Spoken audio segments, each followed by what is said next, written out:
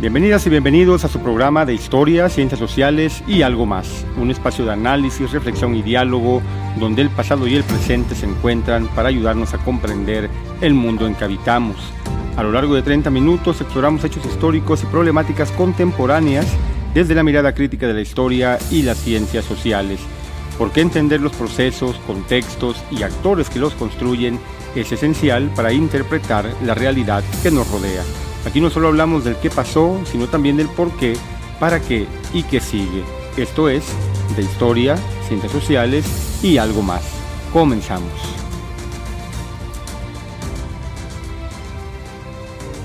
¿Puede un gobernante curar enfermedades con solo tocar a sus súbditos?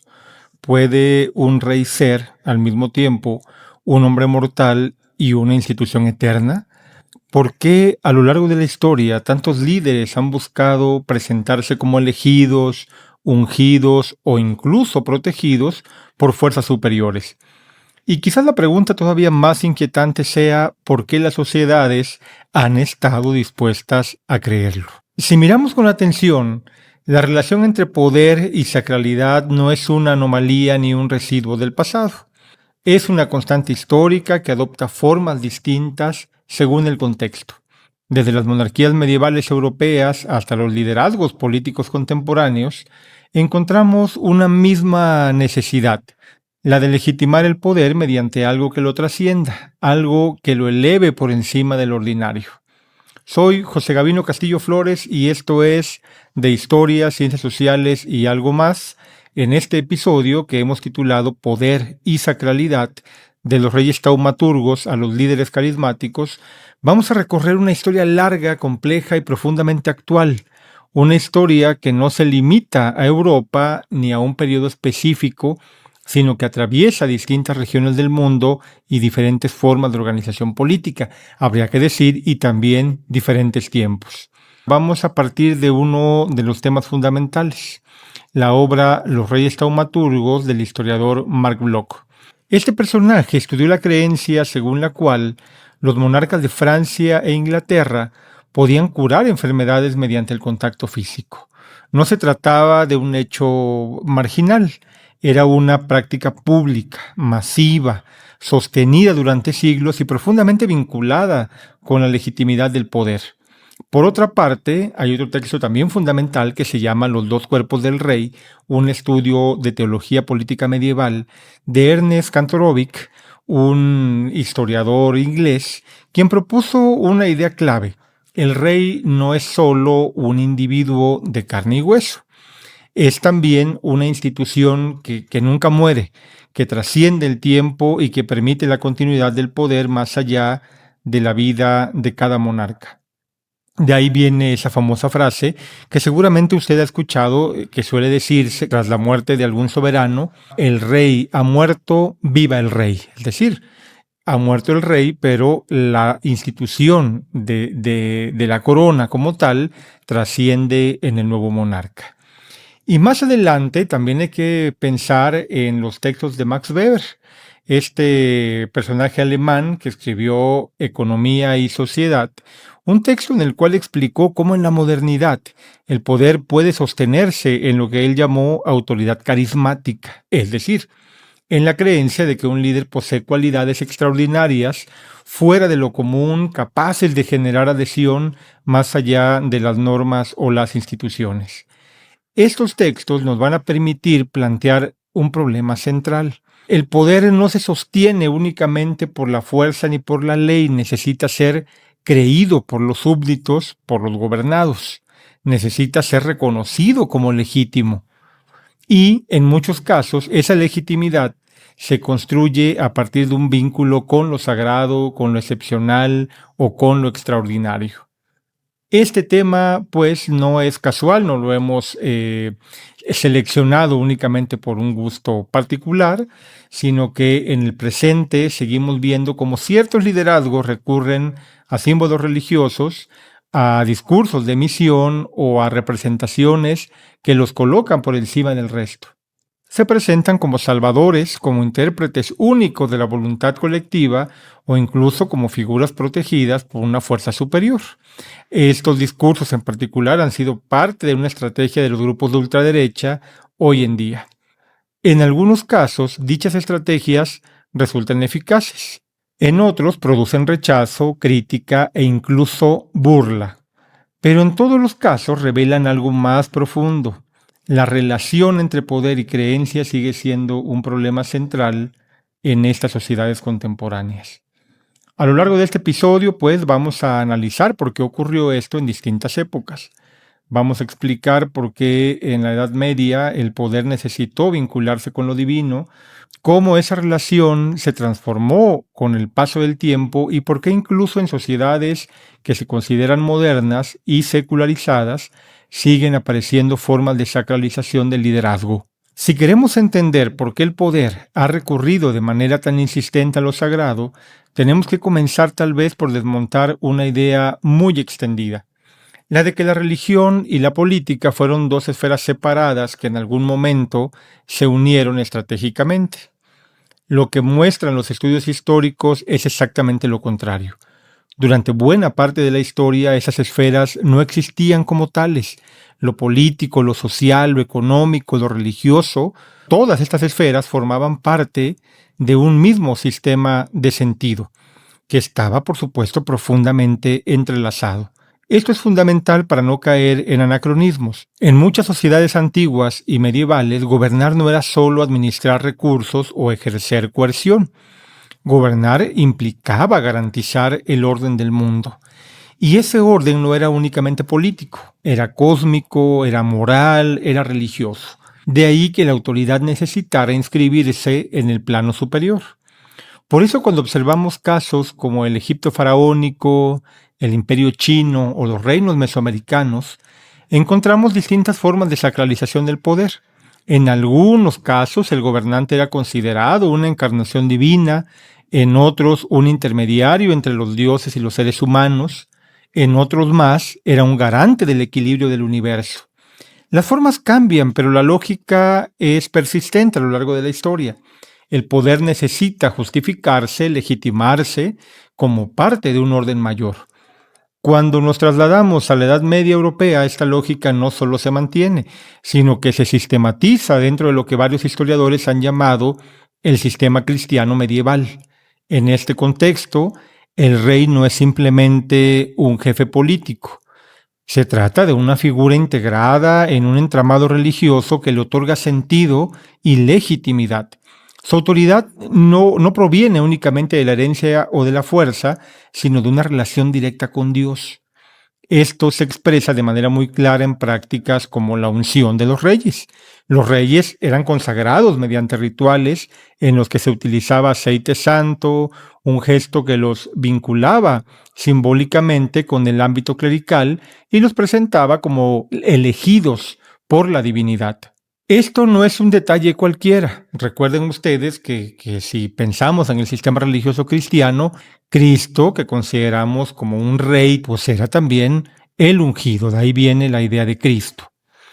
La unción no solo legitimaba, pues, al rey frente al pueblo, también lo colocaba en una posición especial frente a las élites, lo distinguía, lo separaba, lo elevaba frente a ellas. En un mundo donde las jerarquías eran fundamentales, eso tenemos que tenerlo también muy claro, esa diferencia simbólica era clave para sostener el orden político. A esto tenemos que sumar otro elemento que me parece sumamente central, la conversión y el bautismo de los gobernantes, si pensamos en el sistema cristiano. El caso de Clodoveo, por ejemplo, rey de los francos, es uno de los más estudiados y conocidos en el mundo medieval. Su bautismo en el siglo V no fue únicamente un acto religioso, sino una decisión política que permitió alinear su poder con el de la Iglesia, que en ese momento estaba ya muy presente en la sociedad occidental, y consolidar su autoridad en un contexto de fragmentación. A partir de ahí, la relación entre monarquía y cristianismo se volvió un eje fundamental en la construcción del poder en la Europa occidental. Varios reyes más siguieron ese ejemplo de Clodoveo, que lo que hizo fue fusionar el poder político de los reyes con el poder religioso de la Iglesia. Pero aquí es importante no simplificar. A ver, no todos los reyes fueron considerados dioses, eso hay que tenerlo claro, ni todas las sociedades fueron teocráticas en sentido estricto. Lo que encontramos es algo mucho más complejo, una constante necesidad de vincular el poder con lo sagrado, aunque las formas de esa vinculación variaran. Y esa vinculación no se limitaba, por supuesto, a los grandes rituales. También se construía en lo cotidiano, en lo visible, en lo material, por ejemplo, en el uso de ciertos colores como el púrpura, asociado desde la antigüedad, sobre todo desde los fenicios, con el poder imperial, y luego retomado por las monarquías medievales. No era una cuestión estética, era algo simbólico. Era una forma de comunicar jerarquía, exclusividad y distancia con los otros. Del mismo modo, las ceremonias, los espacios, las vestimentas, la disposición del cuerpo, la forma en la que se presentara, los gestos, etcétera, del rey cuando estaba en público, contribuía a construir una imagen sacra. No solo se trataba de gobernar, había que parecer rey y había que actuar como tal. Se trataba de parecer alguien distinto, alguien que no pertenecía completamente al mundo ordinario, sino que estaba por encima de este. Es aquí donde el trabajo de Mark Bloch resulta fundamental.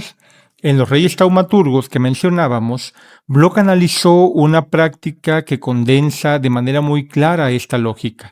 Durante siglos, los reyes de Francia e Inglaterra realizaron ceremonias públicas en las que tocaban a personas enfermas con la creencia de que podían curarlas. Lo importante aquí no es discutir si el milagro ocurría o no ocurría. Lo que Bloch demuestra es que esa creencia estaba profundamente arraigada en la sociedad. Nadie habría atribuido a los reyes ese poder si previamente no existiera la expectativa de que lo poseyeran. Y los propios monarcas, lejos de rechazar esa idea, la utilizaron activamente para reforzar la legitimidad de su poder real. Los datos son muy reveladores, ¿eh? Luis XIII tocó a más de 2,000 personas en una sola ceremonia. Luis XIV en otro momento hizo lo mismo con más de 1,700. No estamos ante una práctica que sea nada más marginal, estamos ante un ritual político de gran escala, sostenido en el tiempo, que lograba articular poder, creencia, espectáculo en una misma noción de poder divino. Y aquí es donde la historia se vuelve especialmente útil para entender estos temas, porque nos obliga a dejar de ver estas prácticas como simples supersticiones del pasado, además nos permite entenderlas como parte de un sistema coherente. ¿Sí? Un sistema en el que el poder necesitaba ser visible, creíble y sobre todo excepcional, porque eso era lo que marcaba precisamente la diferencia entre un rey casi ligado al mundo sagrado y el resto de la población que vivía en el ámbito secular. Si algo queda claro en este recorrido es que el poder, en sus formas más tempranas y en su desarrollo medieval, no podía sostenerse únicamente en la coerción o en la administración, necesitaba legitimarse y para hacerlo recurrió de manera sistemática a lo sagrado, a lo simbólico, a lo extraordinario. Y esa necesidad, como veremos a continuación, no desaparece con el paso del tiempo, sino que se transformó. Si seguimos avanzando en esta historia, lo que encontramos no es el fin de esa sacralización, sino su propia evolución, su propia transformación. Y aquí es donde el trabajo de Kantorovich, que mencionábamos antes, se vuelve también sumamente central para entender este cambio. En su libro Los dos cuerpos del rey, un estudio de teología política medieval, Kantorovich no está describiendo una creencia popular como lo hacía Bloch. Está reconstruyendo una arquitectura intelectual del poder, una forma de pensar al rey que permitió resolver uno de los problemas más delicados de cualquier sistema político, la continuidad real. Es decir, la continuidad de los reyes, esa legitimidad del poder. La idea es bastante interesante. El rey, decía Kantorovich, tenía dos cuerpos. Uno natural, humano, sujeto al tiempo, a la enfermedad y a la muerte, pero tenía también otro político que no moría nunca, que permanecía y que garantizaba la continuidad de la institución de la corona. En este sentido, el rey prácticamente es mortal e inmortal. y aunque un monarca muera, el rey como institución permanece vivo siempre. Esto no es solo una teoría abstracta, es una solución histórica. Permitió que el poder no dependiera completamente de la persona que lo encarnaba, sino que permanecía como algo abstracto. Permitía que la monarquía sobreviviera a las crisis, a las sucesiones y, por supuesto, a los conflictos. Y sobre todo permitió que el poder adquiriera una dimensión que trascendió lo humano sin necesidad de afirmar que el rey era un dios. Así, en el mundo que analizaba Bloch, la sacralidad del poder se expresaba en el milagro, en la capacidad de curar, en la intervención directa sobre los cuerpos, pero en lo que describe Kantorovich, la sacralidad se desplazó hacia la institución. El poder ya no necesitaba demostrar que era milagroso, necesitaba demostrar que era permanente, y esta idea me parece fundamental. Este cambio fue acompañado de otro proceso igualmente importante: el paso de una justificación teológica a una justificación jurídico-política. En ese sentido, las armas intelectuales del poder cambiaron, pasaron de argumentos puramente religiosos a otros argumentos derivados del pensamiento jurídico y filosófico político. Esto no significa que la religión desapareciera, significa que el poder empezó a apoyarse en nuevos lenguajes. El derecho, la ley, la idea de justicia, la noción de institución comienza pues a ocupar un lugar central. El rey ya no es solo el elegido por Dios, es también la encarnación del orden jurídico. Aquí aparece una tensión muy interesante. Por un lado, el rey puede ser considerado sujeto a la ley como individuo. Por el otro, como institución, puede situarse por encima de ella. Esa doble condición le permite ejercer el poder de manera flexible, adaptándose a distintos contextos sin perder legitimidad. Este proceso es fundamental para entender la transición hacia la modernidad, porque prepara el terreno para algo que suele interpretarse de manera demasiado simple: la secularización. Es decir, que a partir de cierto momento, especialmente en Europa occidental, el poder dejó de justificarse formalmente en términos exclusivamente religiosos, pero eso no significó que la dimensión simbólica o casi sagrada del poder desapareciera. Aquí es donde nos interesa utilizar los aportes de Max Weber en este libro que ya señalábamos de Economía y Sociedad. Weber propuso ahí que una de las formas de dominación es la autoridad carismática, y este concepto se va a volver fundamental para entender el ejercicio del poder a partir de la época moderna. Es decir, aquella que se basa en la creencia de que un individuo posee cualidades extraordinarias, excepcionales y fuera de lo común.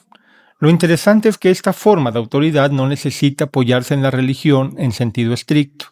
No necesita declarar que el líder es divino, le basta con construir la percepción de que es diferente, superior, especial, si ustedes quieren.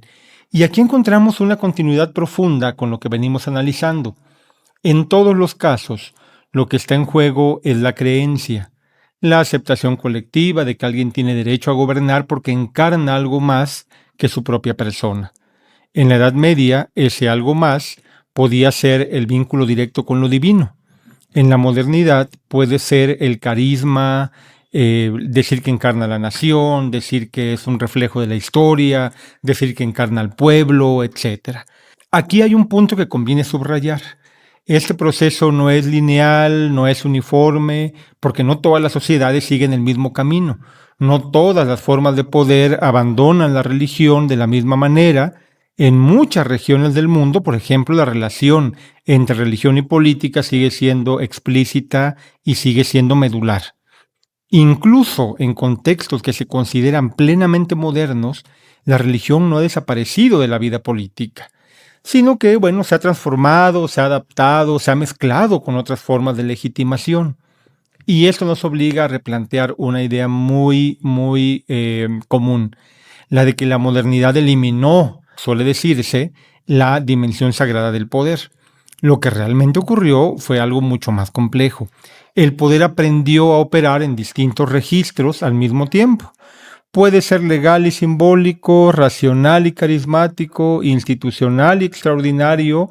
Puede presentarse como producto de normas y al mismo tiempo como resultado de cualidades excepcionales. Y esta capacidad de transformación es precisamente lo que nos permite entender el presente. Porque lo que vamos a ver a continuación no es un retorno al pasado ni una simple repetición de formas antiguas. Es una nueva configuración de estas mismas lógicas en un contexto que es completamente distinto.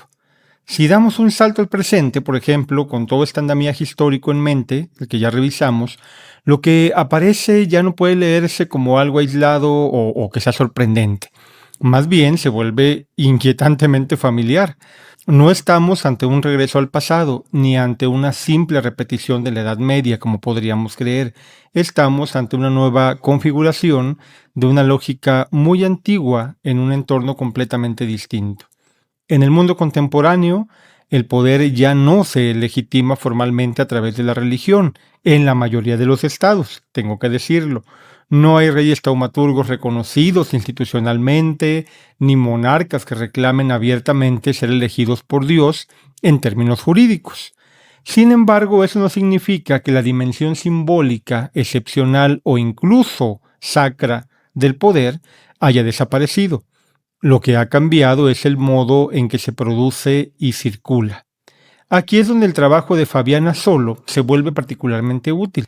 En entornos digitales altamente polarizados, las creencias no se debilitan necesariamente cuando son confrontadas con evidencia. En muchos casos ocurre todo lo contrario. Se refuerzan dentro de comunidades cerradas que comparten información, interpretaciones y emociones. Esto es fundamental porque nos obliga a replantear cómo se construye hoy la legitimidad simbólica. Ya no depende exclusivamente de la tradición o de la institución. Depende también de redes, de algoritmos, de comunidades digitales que reproducen ciertas narrativas y dentro de esas narrativas, la figura del líder puede adquirir una dimensión extraordinaria. Aquí es donde podemos introducir con más claridad el problema contemporáneo. Figuras políticas como Donald Trump no se presentan formalmente como monarcas ni como líderes religiosos, por supuesto, pero en torno a ellas se construyen discursos, imágenes y prácticas que recuerdan en su función a las formas históricas de sacralización del poder. Las escenas de líderes religiosos orando sobre él, los discursos que lo presentan como instrumento de una misión superior o incluso las imágenes en las que aparece como una figura capaz de restaurar o sanar, forman parte de una estrategia simbólica. No se trata de afirmar literalmente que es divino. Se trata de colocarlo en un lugar distinto, excepcional, separado del resto. Y eso puede incluir la capacidad de voltear el mundo al revés, que es lo que intentan hacer. Pero aquí hay un elemento nuevo y esto es importante tenerlo en cuenta. A diferencia del mundo medieval, donde estas representaciones formaban parte de un sistema ampliamente compartido, en el presente estas construcciones son mucho más visibles, más discutidas y en muchos casos más cuestionadas. En sociedades donde la secularización ha avanzado, donde existen marcos legales y científicos consolidados, estas formas de sacralización pueden resultar exageradas, incluso ridículas para amplios sectores. Y esto abre una tensión muy interesante. Por un lado, estas estrategias siguen siendo eficaces en determinados contextos. Refuerzan identidades, movilizan emociones, generan cohesión en grupos específicos, pero por otro se exponen rápidamente a la crítica, al cuestionamiento y a la ironía de la mayor parte de la población que ve este tipo de teatros. La misma imagen que para algunos confirma el carácter excepcional de un líder, para otros evidencia su carácter construido y artificial. Eso es bastante evidente hoy en día. Pero entonces aquí la pregunta sería, ¿por qué siguen utilizándose estas estrategias? Aquí es donde la historia vuelve a sernos muy útil. Porque nos muestra que la sacralización del poder no es un residuo irracional, sino una herramienta política, una forma de construir legitimidad en contextos de incertidumbre, cuando las instituciones pierden credibilidad, por ejemplo, o cuando el orden parece inestable, cuando las explicaciones tradicionales no nos convencen, pues la apelación a lo extraordinario puede volverse particularmente atractiva. En este sentido, el carisma del que hablaba Max Weber en Economía y Sociedad adquiere una enorme relevancia. No se trata solo de cualidades personales del líder, se trata aquí de una relación social que se construye y se sostiene a través de narrativas. Y aquí aparece uno de los puntos más delicados del análisis. Miren, estas formas de construcción del liderazgo no son neutras. Pueden funcionar como herramientas ideológicas muy potentes, pueden desviar la atención de problemas estructurales, pueden simplificar la complejidad política, reducir el debate público a la figura del individuo, pueden incluso, en última instancia, debilitar las bases de una deliberación democrática. Porque cuando el poder se presenta como algo extraordinario, como algo que no puede ser cuestionado en los mismos términos que el resto, se abre la puerta a una forma de autoridad que se sitúa por encima de la crítica, y ahí está lo peligroso. Ahí es donde la historia nos ofrece una advertencia importante. No estamos ante una repetición mecánica del pasado, pero sí ante la persistencia de una lógica, la de un poder que una y otra vez busca legitimarse no solo por lo que hace, sino por lo que pretende representar. Y esa representación, como lo sabemos, nunca va a ser inocente. Si reunimos todo lo que hemos recorrido hasta ahora, desde las monarquías sacralizadas hasta los liderazgos contemporáneos, lo que emerge, como se darán cuenta, no es una historia lineal del progreso que vaya marchando hacia la racionalidad, sino una historia mucho más compleja, mucho más difícil de percibir. Una historia en la que el poder cambia de lenguaje, de soporte, de narrativas, pero mantiene una necesidad constante que es la de ser reconocido como una autoridad superior. Los textos que hemos revisado permiten sostener esto con bastante claridad. Bloch no estudia milagros, sino creencias, y en ello muestra cómo la capacidad atribuida a los reyes para curar no era una anomalía, sino una práctica social sostenida por expectativas colectivas y aprovechada por el poder. En Los dos cuerpos del rey, Kantorovich lo que explica es cómo esa legitimidad se transformó y así el poder dejó de depender exclusivamente del milagro y se reconfiguró como institución. Y Max Weber, en Economía y Sociedad, pues nos demostró que esa necesidad nunca desapareció en la modernidad, sino que se desplazó hacia la figura del líder carismático. Si ponemos estos tres momentos en diálogo, lo que vemos no es una sustitución, sino una adaptación. El poder deja de ser abiertamente sagrado, pero sigue necesitando una dimensión simbólica que lo distinga, que lo eleve, que lo haga aceptable. Y ese tema me parece relevante hoy porque esta noción del poder no ha desaparecido. La visión carismática de algunos líderes de sectas, de cultos, pues bueno, es un ejemplo más que claro de esto, ¿no?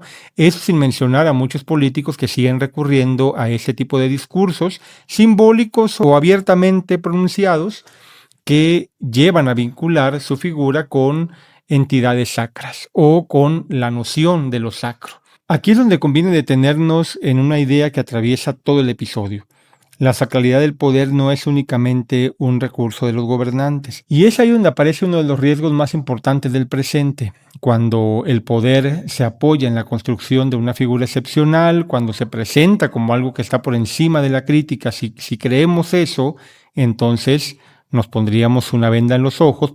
Esto no significa que toda forma de liderazgo carismático sea necesariamente negativa, tengo que también decir eso, pero sí implica que debemos observar con atención cómo se construyen esas figuras, qué discursos las sostienen y qué efectos producen en la vida política. Y aquí es donde la historia pues cumple una función muy importante junto con las ciencias sociales y las humanidades. No es la de ofrecer respuestas cerradas, sino la de abrir preguntas. Nos permiten ver que lo que hoy parece novedoso tiene raíces profundas, nos obligan a cuestionar la idea de que hemos superado completamente ciertas formas de pensar el poder y nos invitan, por supuesto, a reflexionar con pensamiento crítico sobre nuestro propio papel en estos procesos contemporáneos. Soy José Gabino Castillo Flores, esto fue de Historia, Ciencias Sociales y algo más. Si este episodio te permitió mirar el presente con otros ojos, pues te invito a seguir explorando este espacio porque entender la historia no es solo conocer el pasado ni memorizar fechas o nombres, sino aprender a pensar críticamente el mundo en que vivimos. Hasta pronto.